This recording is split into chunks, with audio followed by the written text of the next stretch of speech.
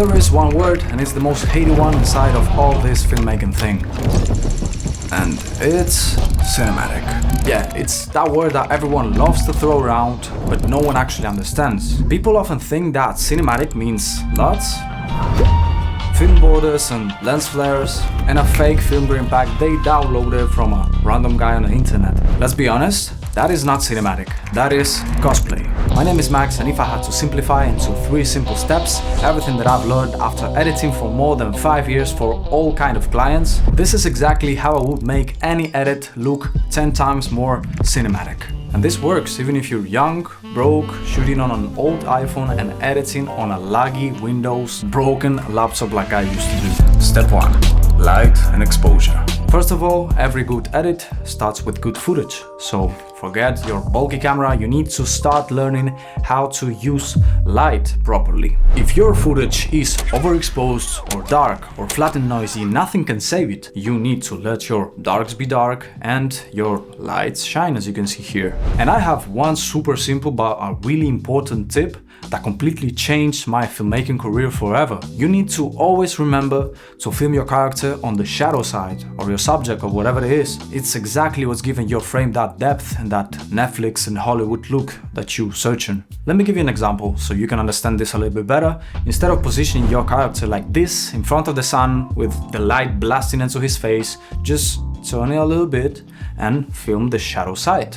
Did you notice how everything changed and how we improved the shot and how the lighting is telling your eye where you need to focus on and like guiding it? That is exactly what professional filmmakers do subconsciously. Here's a bonus tip. If you are not the one who's filming and you are just the editor, means you couldn't do nothing and your shot is still flat. So you want to fix it in post. The first and the most simple one is using masks. You can add a light gradient at the bottom to reduce distractions. You can also create a vignette so you are focusing the attention in the middle. Or you can do specific masks in certain areas of your shot, or creating a depth map or a magic mask or something like that to lift up certain areas like your face or something, or like reduce the contrast in the background. You can literally get as creative as you want. The second method is AI Relight, and by the way, disclaimer, this is only a plugin available in the paid version of DaVinci. This is as close as we can get to magic. You put the plugin in, you select what part you want to relight, and you just decide where the light comes from, and it does absolutely insane results. The third one is to use an external AI. And I'm not going deep into this because there's room for a whole nother video talking only about how to implement artificial intelligence in your editing workflow, but you probably already know that there's some really cool AI features that literally can change the mood, the vibe, the scene, the lighting, literally everything inside of your shot. It can completely change it. And trust me, that AI is not here to replace our job. It's here to amplify and improve our skills and make us better editors. Step 2. Color separation. Cinematic color grading and that trendy film look you're trying to replicate is not made by saturation of colors. It's made by the separation of them. The most common example is warm tones for the skin and cool tones for the shadows. That is the classic Hollywood recipe that they are still using till this day. The legendary teal and orange look that you have seen a million times is the most natural and easy one to make it work on camera. Let me give you an example. This is the before and this is the after. And here is the real sauce. Here is my super simple 3-node system that you can also use inside of the free version of DaVinci Resolve. The first node is for your base grading. It's where you get your exposure and your white balance right, because a good foundation is crucial to have a proper color correction. The second one is for contrast and color, where you shape the lights, where you cool shadows, where you warm the mids, where you lift up your highlights. And the third one is where you introduce your look. Here's where you add your style. Maybe you are trying to get a film look, so you have to add your glow, your grain, and your like halation and all that stuff. Or maybe you're chasing more like a Netflix documentary, creamy, soft and clean style. So this is the step where your job gets creative and you need to search for a certain vibe that suits your video. Please, I'm begging you, stop chasing LUTs. You don't need to buy the Matrix look or the Tenet color grading or the Blade Runner colors. You need to build your own and train your eye and understand how all this process works and all the science behind of this. Step 3. Sound and movement. Here's the hard truth.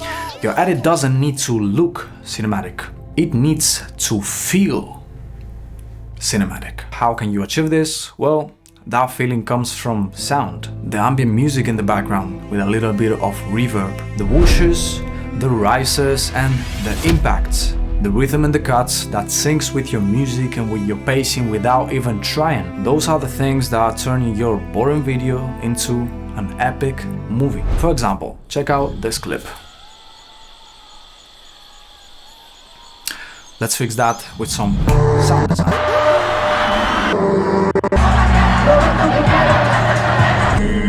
Did you feel that? It's like the shot suddenly became alive. And the second part of this step is motion. Even the smallest movement can sell your video and bring it to life. You can add a handheld drift, a camera swipe, a slow zoom in, and all of that is what making your video feel real. So static means fake and movement means real. You need to combine both. In conclusion, sound and motion are the things that are tricking your brain into thinking that you're watching a movie and not just a random static YouTube talking head video on a tripod. Just like this one. So that was it. Those were 3 super simple steps, light, color and sound, to make your videos 10 times more cinematic. That is literally 90% of cinematic editing. The rest is just taste, patience and especially storytelling, but I know you're sick and tired of hearing that word coming out of my mouth. But if you want to go deeper into any of these topics that I'm talking to you today, put it in the comments. Which one do you prefer? Do you want me to make a full breakdown on how do I color grade or how do I make sound design? Trust me that I will be reading every single message that you put down there and I will try to help you with that. And remember, cinematic isn't a style, it's a feeling. So if you learn how to create that, you will never edit the same way again. That was it. Subscribe if you don't want to miss what's coming out this month, because you have been asking for that for a long time and finally it's coming out. So please stay tuned, because I will turn you into a filmmaker that clients will always come back to. Stay safe and thank you for watching.